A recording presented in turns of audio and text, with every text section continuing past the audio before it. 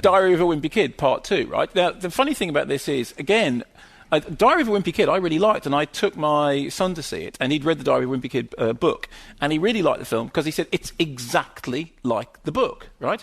So in the second one, Diary of a Wimpy Kid, Roderick Rules, the story is that we have the same, the young kid, and he's dealing with various issues. One of them is that he's fallen in love with a young girl in class. Another one is that his brother, Roderick, is continuing to be horrible to him. His parents are desperate for him and his brother to get on with each other, but his whole life is overshadowed. Wherever he goes, the spectre of his brother looms large. Here's a clip. This is my seat. No, it's not. I was here first. It's mine! Let go! You know I'm stronger than you, Greg Heffley. Don't make me beat you up again! Let's get something straight. I was sick that day and I had something in my eye. Well, I've never had students so eager to start the school year. What's going on? This is my seat. Okay, let's start again. What are your names? Patty Farrell. 2 R's, 2 L's. Greg Heffley. Greg Heffley. Would you be related to Roderick Heffley?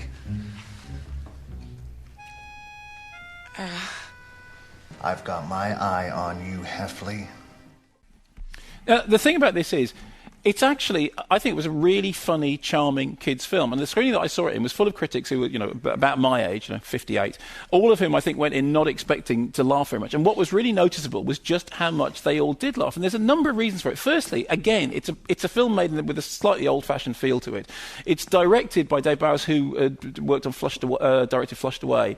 And it has this sort of sense that it's done, although it's a live-action film, it clearly has an animator's feel behind it. I mean, there are things at the very beginning which the characters are introduced with the cartoon drawings of them from the book, and then those are interspersed over the characters themselves, and it seems to have the same affection for the source that the original one had.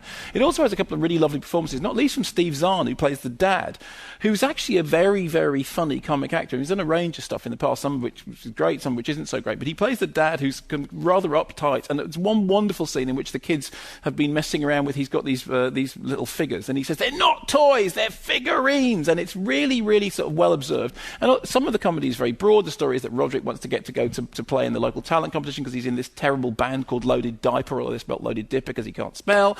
The parents go away, they leave the kids to the house, the kids get up to all manner of shenanigans and trouble, but it's done. The thing it reminded me of, and when I say this sounds like I'm being down on it. I'm not. It reminded me of the Children's Film Foundation films. I mean, if any of you are old enough to remember the age of the Children's Film, when there were films that were actually made properly for kids, not tempting to be sort of postmodern and nod towards the parents and doing the thing that all Digimations must now do, which is have a bunch of jokes about Goodfellas and Taxi Driver in order to keep the parents happy. It's a solid, well-made, properly done kids movie with quite charming performances, a bunch of jokes sustained all the way through it, unpretentious, unfussy, and will, if your kids liked the books, they will really, really like the film. And it was just good to see something that was made, and particularly, because I saw it quite shortly after having seen Hangover Part 2, to see a film that seemed to be made with honourable intentions, that actually liked its audience and didn't think that its audience were completely stupid. I actually thought that its audience were intelligent, smart and funny, and bothered to keep up with them. Were you on the rebound, though? No, I wasn't. I mean, you'd have just loved anything, wouldn't you, after that? Well, I mean, that's why I did say